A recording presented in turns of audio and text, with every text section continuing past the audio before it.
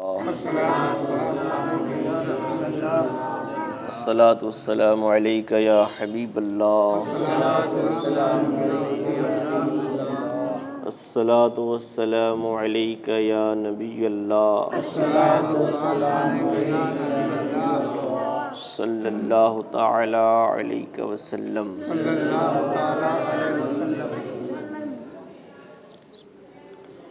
سورہ بقرہ کی 93 آیت بیان ہو چکی ہے، 94 آیت سے آج گفتگو ہے۔ بسم اللہ الرحمن الرحیم۔ قل ان کانت لکم الدار الآخرۃ عند اللہ خالصۃ من دون الناس فتمنوا الموت ان کنتم صادقین ولن یتمنونہ ابدا بما قدمت ایدیہم واللہ علیم بالظالمین وَلَتَجِدَنَّهُمْ أَحْرَصَ النَّاسِ عَلَى حَيَاةٍ وَمِنَ الَّذِينَ أَشْرَكُوا يَوَدُّ أَحَدُهُمْ لَوْ يُعَمَّرُ أَلْفَ سَنَةٍ وَمَا هُوَ بِمُزَحْزِحِهِ مِنَ الْعَذَابِ أَن يُعَمَّرَ وَاللَّهُ بَصِيرٌ بِمَا يَعْمَلُونَ۔ تم فرماؤ اگر پچھلا گھر اللہ کے نزدیک خالص تمہارے لیے ہو، نہ اوروں کے لیے، تو بھلا موت کی آرزو تو کرو اگر سچے ہو، اور ہرگز کبھی اس کی آرزو نہ کریں گے ان بدعمالیوں کے سبب جو آگے کر چکے، اور اللہ خوب جانتا ہے ظالموں کو، اور بے شک تم ضرور انہیں پاؤ گے سب لوگوں سے زیادہ جینے کی ہوس رکھتے ہیں، اور مشرکوں سے ایک کو تمنا ہے کہ کہیں 1000 برس جیے، اور وہ اسے عذاب سے دور نہ کرے گا اتنی عمر دیا جانا، اور اللہ ان کی کوتک دیکھ رہا ہے۔ اس سے پہلے اللہ تبارک و تعالیٰ نے ارشاد فرمایا کہ بنی اسرائیل کے دلوں میں جو ہے بچھڑا رچ بس گیا تھا، اور وہ لوگ کہتے تھے کہ ہم ایمان والے ہیں۔ تو اللہ نے فرمایا کہ تم اگر ایمان والے ایسے ہو کہ تمہارا ایمان تمہیں برائی کا حکم دیتا ہے، بچھڑا پوجنے کا حکم دیتا ہے، تو تمہارا ایمان کیسا ہی برا حکم دیتا ہے۔ تو یہ ایمان جو ہے اللہ کے نزدیک قابل قبول نہیں ہے، کیونکہ جو ایمان والا ہوگا وہ اللہ کی ذات کے ساتھ کسی کو شریک نہیں کرے گا۔ اب اس کے بعد اللہ ارشاد فرماتا ہے تم فرماؤ اگر پچھلا گھر اللہ کے نزدیک خالص تمہارے لیے ہو، نہ اوروں کے لیے، تو بھلا موت کی آرزو تو کرو اگر سچے ہو۔ یہودی بہت سارے دعوے کرتے تھے، انہی دعووں میں سے ایک باطل دعویٰ ان کا یہ تھا کہ جنت خاص انہی کے لیے ہے۔ یہودیوں کا دعویٰ یہ تھا کہ جنت صرف انہی کے لیے بنائی گئی ہے اور کسی کے لیے نہیں۔ تو جب انہوں نے یہ دعویٰ کیا تو اللہ تعالیٰ نے اس کا رد فرمایا، اور اس آیت میں ان کی باتوں کا رد فرمایا جاتا ہے، اور ارشاد فرماتا ہے کہ اگر تمہارے زعم میں، تمہاری سوچ میں، تمہارے خیال میں جنت تمہارے ہی لیے خاص ہے، جنت تمہارے لیے خاص ہے، اور آخرت کی طرف سے تمہیں اطمینان ہے کہ آخرت میں تمہیں جنت ہی ملے گی، اور اعمال کی کوئی ضرورت نہیں، عمل کی کوئی ضرورت نہیں، تمہیں مر کر جنت ہی میں جانا ہے، یہ تمہارا خیال ہے، تو اللہ فرماتا ہے جنتی نعمتوں کے مقابلے میں دنیاوی مصائب کیوں برداشت کرتے ہو؟ جب تمہارا عقیدہ ہے کہ تم کہتے ہو کہ جنت ہمارے لیے، مرنے کے بعد جنت ہمارے لیے، ہمیں آخرت میں جنت ہی ملنے والی ہے اور عمل کی کوئی ضرورت نہیں ہے، تو فرمایا جاتا ہے کہ زندگی کی تکلیف کیوں برداشت کرتے ہو؟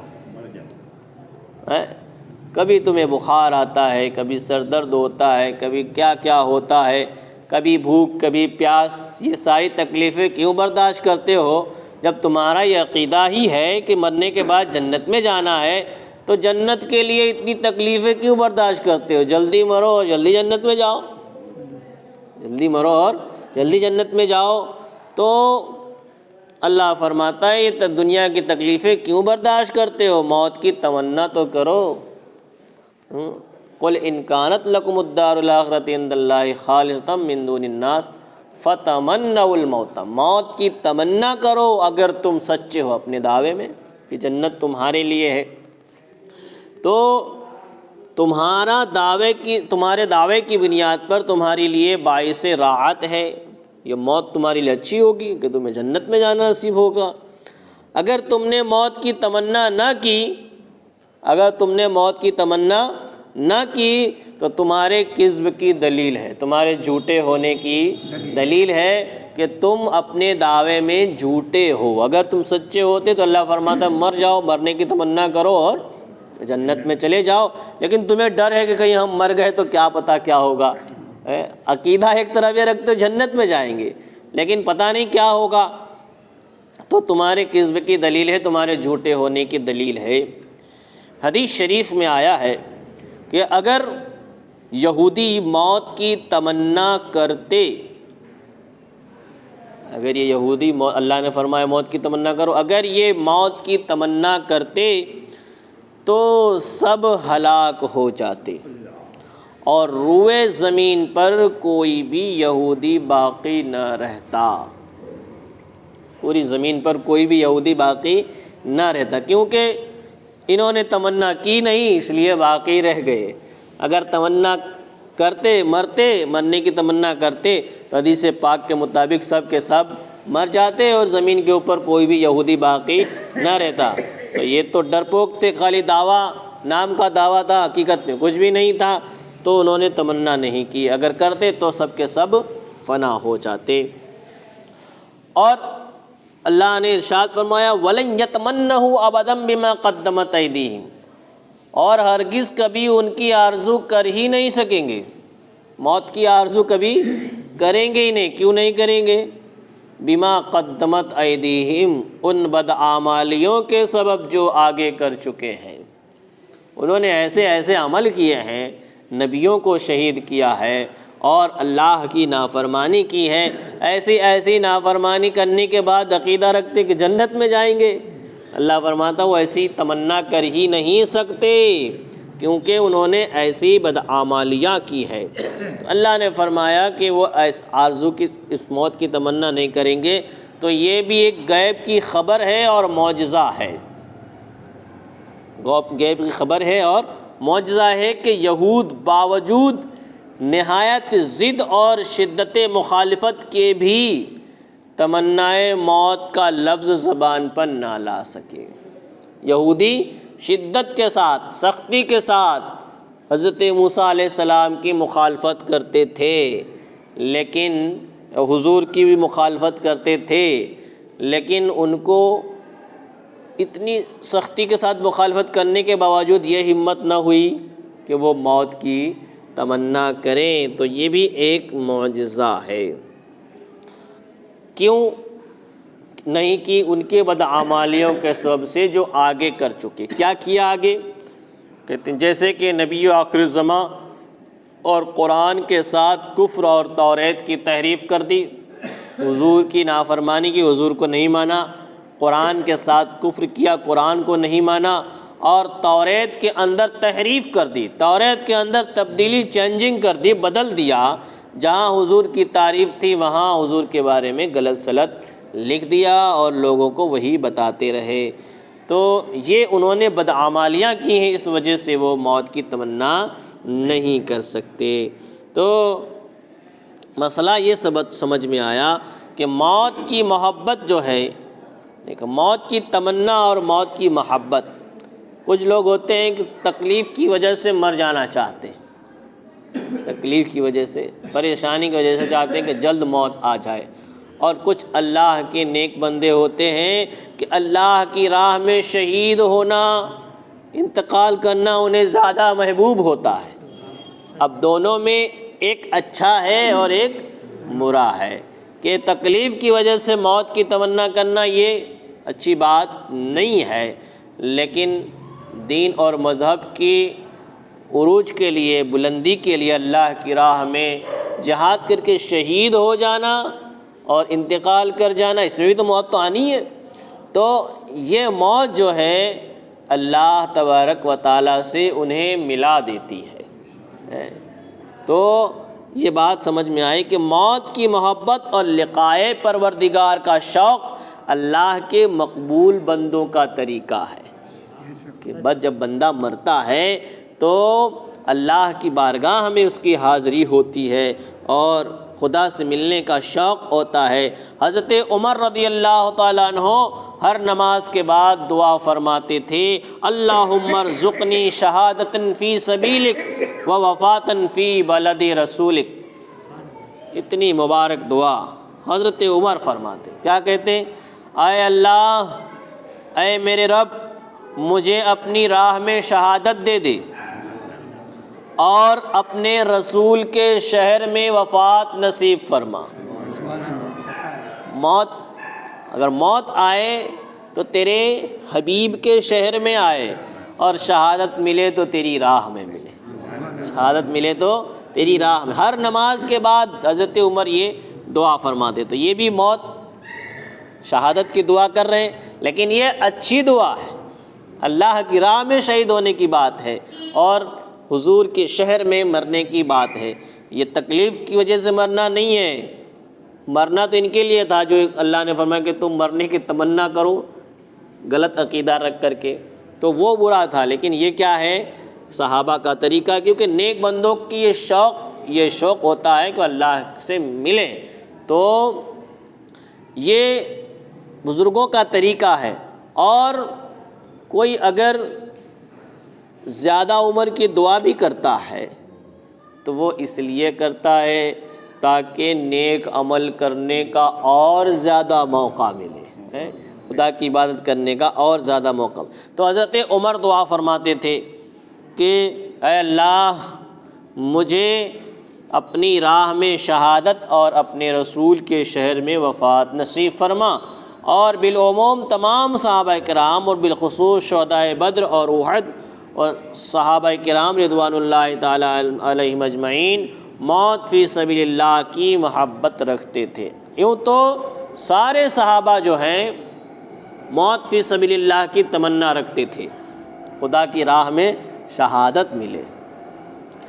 حضرت خالد بن ولید تو اسی چاہت میں کہ خدا کی راہ میں شہادت ملے، لاکھوں کے لشکر میں چھوٹا سا لشکر لے کر چلے جاتے تھے،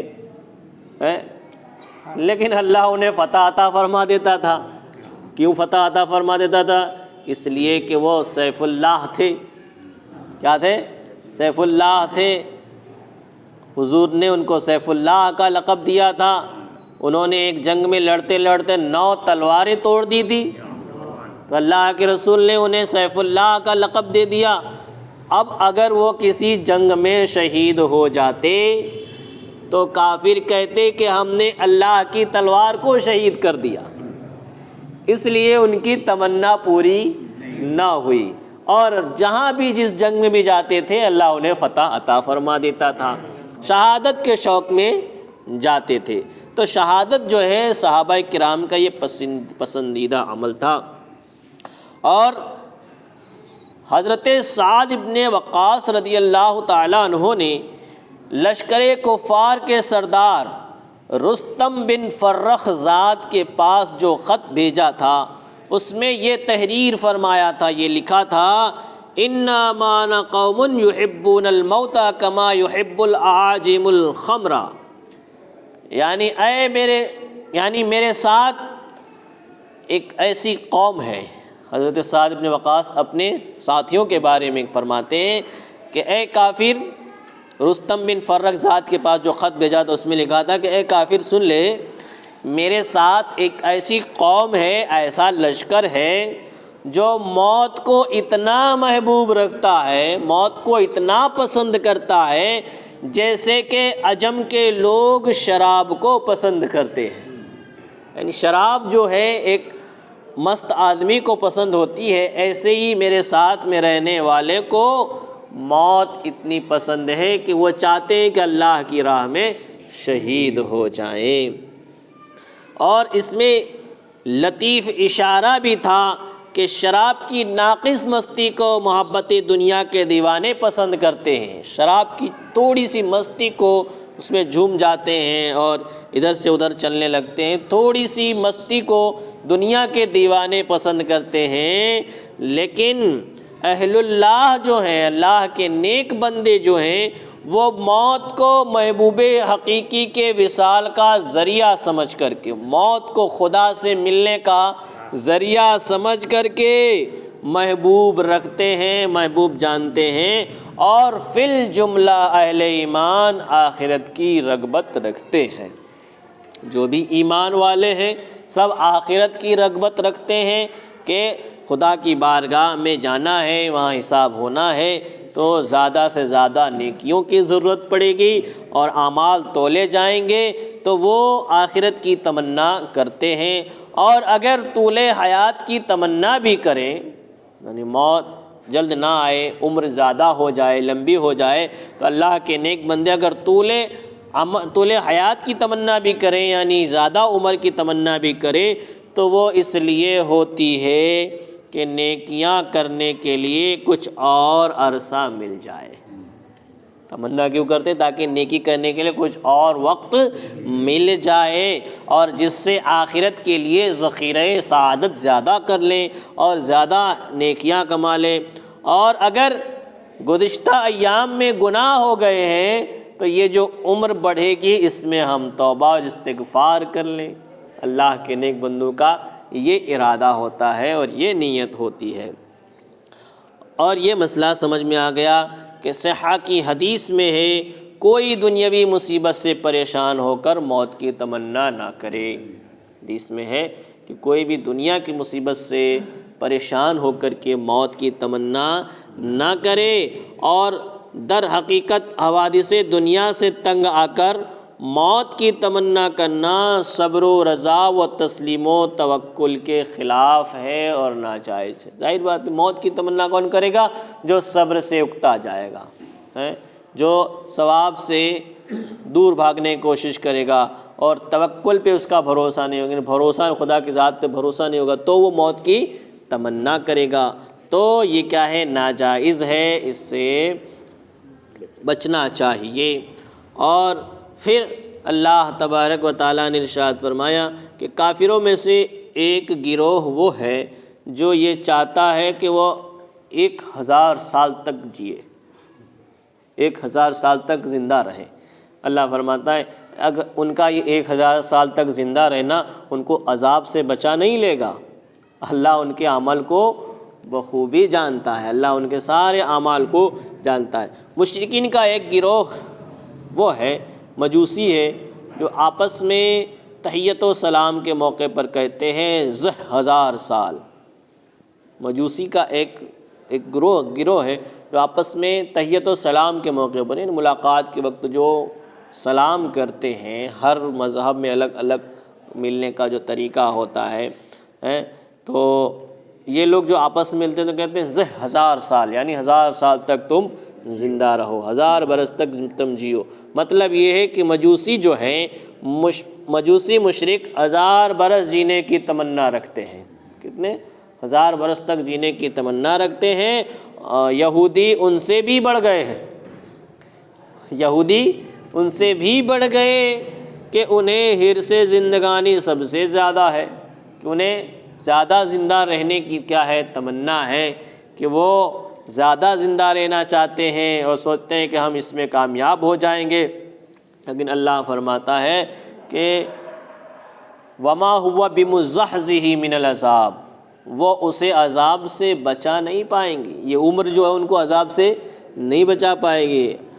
وَاللَّهُ بَصِيرٌ بِمَا يَعْمَلُونَ، اور اللہ ان کے کوتک دیکھ رہا ہے، یعنی ان کے اعمال کو دیکھ رہا ہے، وہ کیا کر رہے ہیں کیا نہیں کر رہے ہیں۔ اللہ تبارک و تعالیٰ سب کچھ دیکھتا جانتا ہے، وہ دلوں کے رازوں کو بھی جانتا ہے، تو ان کی عمر جو ہے ان کو زیادہ بچا نہیں لے گی۔ ہاں اگر اللہ نے اس عمر میں انہیں ایمان نصیب فرما دیا تو ایمان کے سبب سے وہ بچنے کی امید کر سکتے ہیں کہ اعمال تو اللہ تبارک و تعالی معاف بھی فرما دے گا، لیکن ایمان نہیں ہوگا تو پھر اعمال کسی کام کے نہیں ہوں گے۔ انشاءاللہ باقی گفتگو پھر کریں گے۔ اللہ تبارک و تعالیٰ کی بارگاہ میں دعا کہ مولا جو کچھ بھی بیان ہوا اسے ہمیں سمجھنے کی توفیق عطا فرما، قرآن کے فیضان سے مالا مال فرما، علم دین کی دولت نصیب فرما، ہم میں جو بیمار ہیں انہیں شفائے کاملہ عاجلہ کلیہ دائمہ عطا فرما، ایمان کے ساتھ رکھ ایمان پر خاتمہ عطا فرما۔ اللہم ربنا تقبل منا انک انت السمیع العلیم وتب علینا انک انت التواب الرحیم برحمتک یا ارحم الراحمین۔ لا الہ الا اللہ۔